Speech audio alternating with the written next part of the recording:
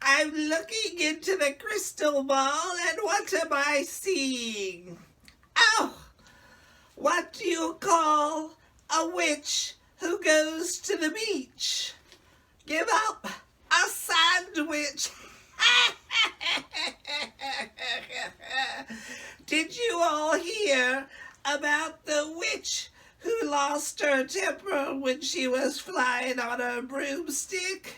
Oh yes, she flew off the handle. Do you know why the warlock went to the deli? Because he wanted a sandwich.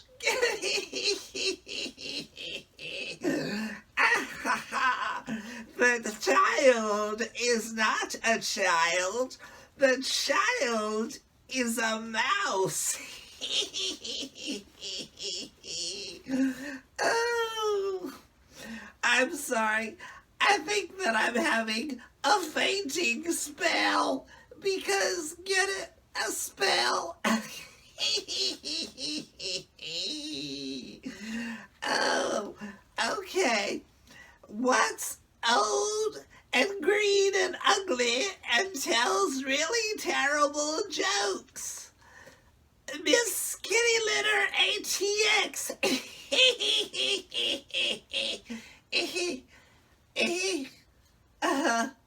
Oh, wait a minute. Who wrote this? You're fired. I'll get you, my pretty, and your little joke writer, too.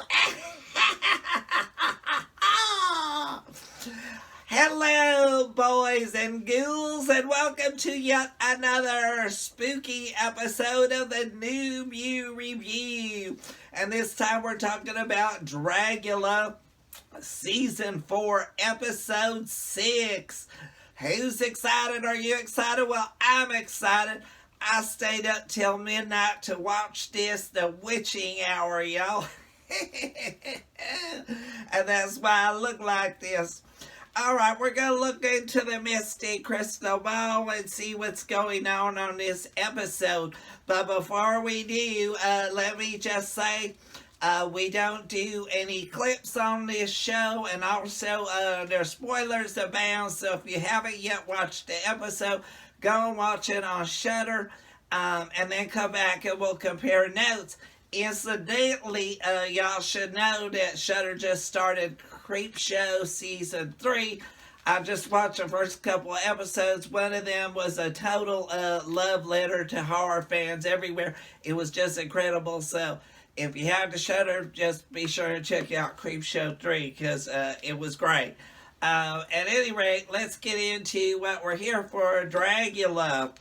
Alright, we started off the episode with a recap of last week's shenanigans and drama and whatnot.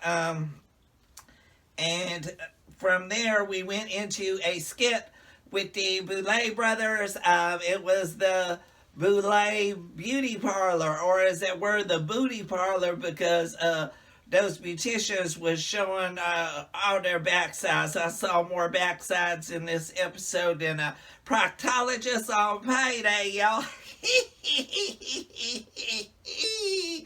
At any rate, they were doing some makeovers and turning people into horrifying monsters.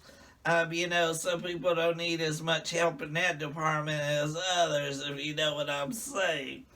At any rate, from there we went into the boudoir or the workroom or whatever y'all want to call it.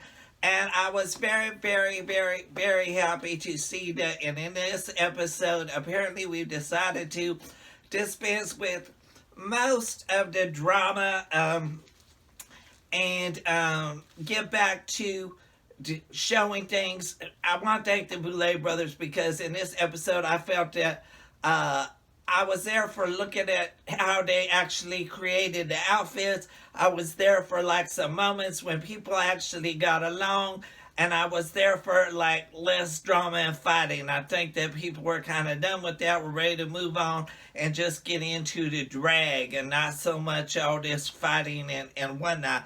It's cute, it gets ratings, but I was glad to see that in this episode that we actually had some kumbaya moments. Kumbaya, my lord. Kumbaya. People were getting along and chatting, and even Dolly at one point pulled Sane aside. They had a little moment, and it was nice to see Dolly acting as kind of a drag mother. It's kind of interesting that this season, all of a sudden, that Dolly's become somehow the narrator of all this, which leads me to wonder where this is going.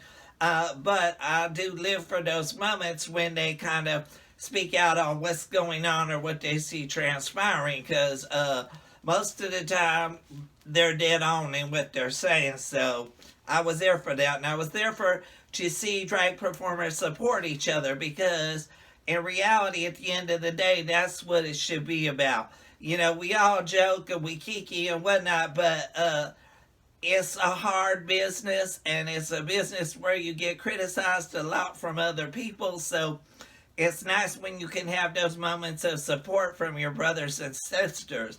And I just want all y'all performers out there to know that I support y'all, I love you, I have your back for the fans as well. But it was nice to see the moments of positivity in this episode. Okay, moving on.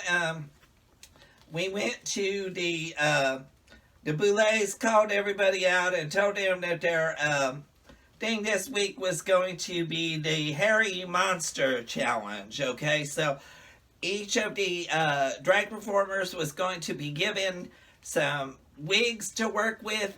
These were not cheap wigs. They were actually very cute. If y'all have any extra ones, please send them this way, because Mama could always use new hair. But the wigs were super cute. They got to choose from the boxes. The mood was very playful in the boudoir, as it were. Everybody seemed to be getting along for the most part, and it was just so refreshing to see. Once again, like I said, they showed them actually working on their looks, which was a part that I just live for. I seen the creativity. I'm just gagged, because there's not a person in that cast that doesn't have some kind of creative spark or bent. They're there for a reason, and it's because they are that next level good. So I applaud them for having those moments and for pulling together some very creative looks for this challenge. Let me see here. Y'all forgive me, because this old witch is sitting in the dark, so it's a little harder to see. Jade Jolie, this is kind of a trigger warning for people. I need to touch on this briefly. At some point in the show, if you're very sensitive to things, maybe this is a time for you to turn off this particular episode of the New Me Review, because I just want to touch on something that was, it really got to me. It made me feel a certain way, and it's very hard to talk about. But Jade Jolie was starting to act a bit withdrawn and introverted and whatnot. Well, it came out during the course of the episode that her beloved pet, who was family to her, it was a cat, and it had passed away. And they had gotten the news via a phone call, and then they had got to witness through the phone or the computer or whatnot, the poor creature having to be put to sleep or put down or whatever. And the reason why this got me so much was because years ago, I had my ex had a cat named Boots, and this Boots wouldn't have nothing to do with Miss Kitty when we first started dating. But after a time, Boots became beloved, and as y'all know who got dogs or cats or any kind of pets out there, they are your family. And when one of them gets sick or passes away, it's just so traumatizing. Boots had came down with a liver problem, and we had to have poor Boots put to sleep on Christmas Day one year. And to this day, I haven't been able to have a pet show other than my beloved Ernestine here, who I brought back for this episode. Even though she's writing a scathing tell-all about me, I still love her to pieces. But So my heart was there for you, Jade. I felt your pain. I felt all of that, and I can understand. And for those of y'all who don't think that Jade's a real monster, anybody who could go through something like that and yet still complete the challenge or go through the episode, I take my peaked hat off to kudos to you, honey, and I really feel for your loss. I just can always speak that I know how difficult that is, and it touches my heart wherever that is, somewhere in a box, I think. But anyways, moving on, we're introduced to our guest judges for the week, who in this case were our season 3 winner, Landon Sider. So great to see them back. The paint, of course, was flawless. They had their crown on from their win, and just looked fantabulous. So it was great to see them, and they gave great critiques. Also, we had a Ronnie Ahrens. Ronnie Ahrens, as y'all know, has been a judge on a previous season, and also was an actress who y'all might remember from the film Drag Me to Hell, where she scared the hell out of Miss Kitty Litter. I don't know about the rest of y'all, but if you ever seen that movie, I'm telling you that Ronnie Ahrens was terrifying, okay?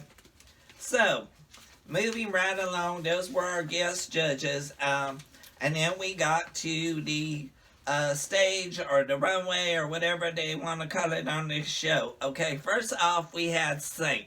And Saint, for the Hairy Monster Challenge, had decided to take on Pan. For me, I automatically got what the look was about. They came out, they had a flute that they were playing. They had the hairy bottom half like a centaur. There was the cloven hooves. There was all that going on. The wig was just right. It had the braiding and everything. This was a beautiful look from Saint. Next up, we had Dolly, and Dolly was doing a troll. Now, y'all know, Miss Kitty know about some trolls, because they come troll me all the time online. But yeah, this look I also thought was really well done. Actually, most of the performers, if not all, this episode brought something that was really spectacular. So it was very hard, I think, for the judges to make their decision. This look was incredible. Next, we had Sigourney Weaver. And Sigourney Weaver did, she did, I don't know why I have Eleanor Roosevelt written down here. Oh, glamour werewolf. She was a glamorous werewolf. Okay, and here's the thing. From Sigourney, we've come to expect this Coke bottle silhouette, which she was giving us. She had on the glamorous kind of dress. The hair was up high. You know me, the higher the hair, the closer the guy, so I was there for that wig. And there was like this whole werewolf thing going on. There was some fur going down the breast, there was fur on the arms, the makeup, and all that. So I like this look, but I think the critique that they gave was that we're seeing too much glamour from Sigourney, and they want her to show us something else, something a little scary and spooky. That being said, when they presented the challenge, they were like, well, do whatever you want as a hairy monster, be it campy, glamour, whatever. But I did get what they were saying. At some point, they want to see something from her, but that same silhouette, perhaps, and maybe a little less glamour, rough it up a little bit. That being said, I thought the look was fire. I liked it, but I did hear what the judges were saying. Next up, we had Hoso Tarataba. Hoso totally redeemed themselves in this episode, y'all. When I tell you that they came out as the Mothman, they had this kind of a... For those of you who are not familiar with the Mothman, you know, you can look it up. It's like an urban legend, or what did they call those? The creepypasta kind of thing going on. But yeah, there was a look of a kind of a hairy moth, but it was done in these this kind of yellow fur and pink, which could have looked quite cartoony had they not dirtied it up a bit, which they showed them doing in the workroom. There was some kind of crab claw things going on.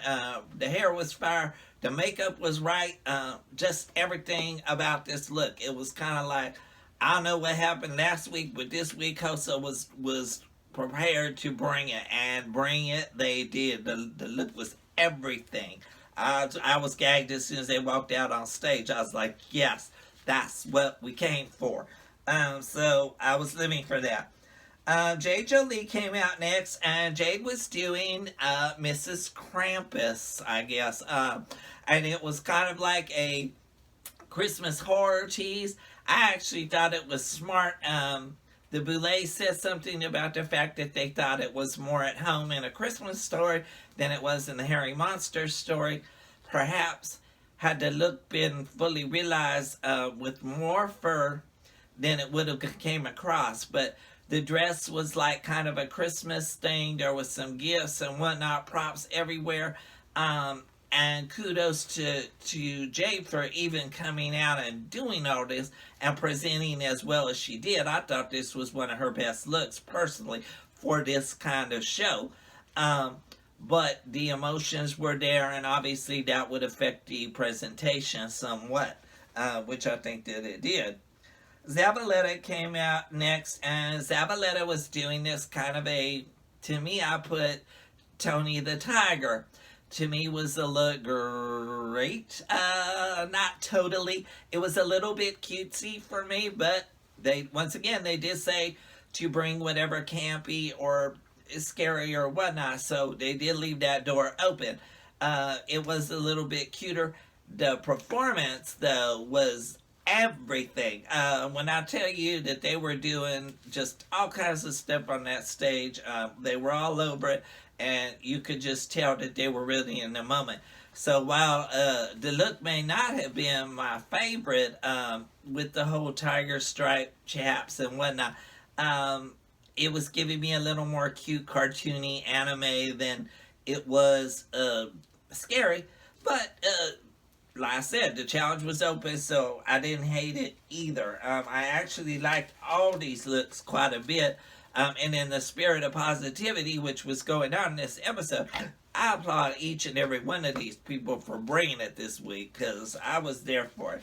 There wasn't one that I just went, not so much. Okay, moving right along.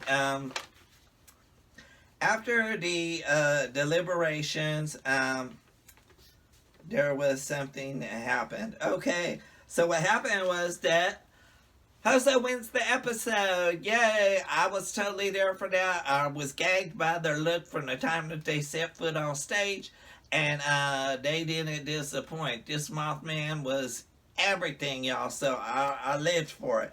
In the bottom, we had Jade and Sigourney, and neither one of their looks was lacking. I think it's just at that point where the littlest details are going to take you out of the running, and that's what makes getting closer to the finals so interesting, is because there's really some strong contenders at this point, so it's anybody's game. I do think I have my predictions. I'm kind of keeping those to myself because there have been way too many surprises, and I don't want to get proved wrong once again, so we just going to leave it at that. But, yeah. So their challenge for Sigourney and Jade was going to be they had to go into this room or these little cubicles, and they had to have cockroaches all over them. And it was just disgusting because them roaches was crawling all over the place. I was like, damn, I would have added a can of Raid to my accessories or whatever so that I could have killed some of them suckers. But who knew what the challenge was going to be? Compared to last week's photo shoot, this was pretty pretty next level frightening to have all them roaches all over you. And I think that they both did well, especially considering that one person was really into their emotions at this point. And I, once again, applaud you, Jay, for even being able to get through this. That being said, I think that Jade was really feeling like they should have been there at home for their beloved pet. And I get that, and anybody who says that it's because she just knew it was her time to bow out of the competition, I gotta tell you, you better grow a heart, y'all, because if you've ever lost a pet, you know what I'm Miss Kitty talking about right now. So I say good on you, Jade. I think you lived up to your time on the show, and I applaud you and wish you all the best. I don't think you got nothing to worry about as far as your drag career goes, but I do want to wish you the best mental health wise, because I know it take your time to recover from all this, and to get yourself together, because I know how traumatizing that can be. I just really feel that for you. Um, I do have to comment on the sound effects when the roaches sting was happening. Had me laughing. It was just a funny moment because them little roach sounds they were making were just over the top. So yeah, Jade ended up being the one to go home, which meant Sigourney stayed. We're getting closer to our top, y'all. Who do you think are going to be in the finale? Who do you think our top three is going to be at this point? Are we looking at Dolly, Saint, and Sigourney? Are we looking at Hoso, Sigourney, and Dolly? I don't know. I think Dolly's in it no matter what. That's just my personal opinion. Take it for what it's worth. That and $5 will get you a cheeseburger somewhere. But I did want to get this out. Like I said, stayed up super late. It's the holidays. I do want to wish y'all a happy Turkey Day or whatever you call it. If you don't believe in the Thanksgiving, just be grateful that, like I am, that I have had such wonderful support from y'all. Speaking of which, don't forget to like, share, and subscribe. Like, share, and subscribe. Like, share, and subscribe, or I'm going to put a pox on your house, y'all. But at any rate, thank you to, this week, as always, to Sir Rat Leather. Thank you to the Drag Clubhouse Cruises. Thank you to Slipside Productions. And thank you most of all to all of you out there. I hope that I put a spell on you. I know you put one on me, because I just love every one of you and wish you all the best through the holiday season. Thank you to the Boulet Brothers and to all the performers in Dragula for giving us such an entertaining season thus far. It really has been a treat to watch, and the positivity this week it really had me spellbound. At any rate, y'all have a great week, and thanks for tuning in. Big love from the cat box. Meow. All right, Ernestine. Now we're going to talk about this book that you've been writing. Look, I'm getting ready to shove you into this crystal ball, honey, but I love you. So, but that being said, there are some adoption agencies that are looking for a cat right now. Meow. Once it was a cat, but now it is a mouse. I'll get you, my pretty, and your mangy little cat, too. What? Ernestine, get that water away from me. No, I'm melting, melting, melting. What a world, what a world.